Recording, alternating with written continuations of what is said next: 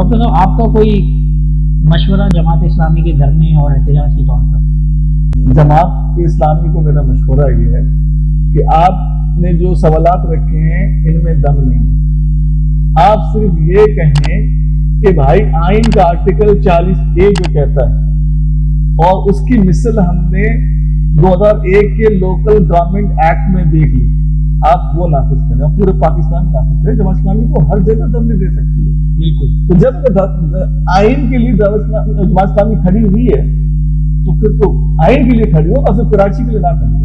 یہ میرا کہنا ہے کہ آئین کے آرٹیکل 140 کے لیے جماعت اسلامی اپنے آپ کو وقف کر دے اور پورے چاروں شہروں صوبوں کے اندر مطلب اس تحریک کو جو ہے وہ پھیلا دے۔ ابھی صرف شارع فیصل کا کہا ہے تو ٹانگیں ہل رہی ہیں۔ نہیں، وہ اپنی جگہ ہے، لیکن میں سمجھتا ہوں کہ یہ عوام کے صحیح معنی میں سمندر کے ساتھ انشاءاللہ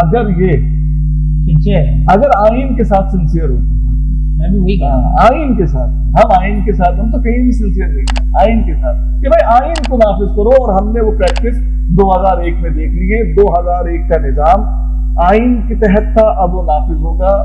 اور اچھا پھر ایک مثال تو آپ کو بات ہے کہ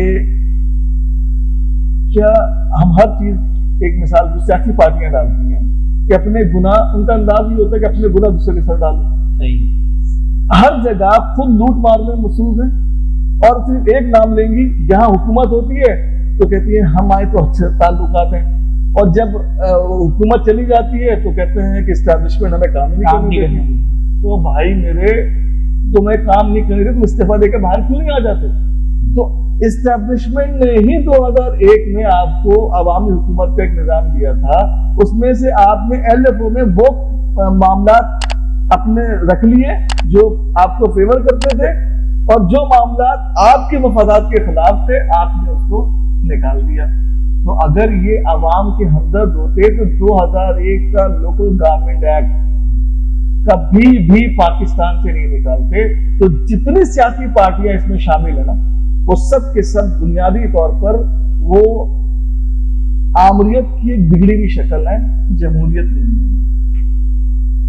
امید ہے یہ میسج پہنچ گیا ہوگا جماعت اسلامی کے پاس۔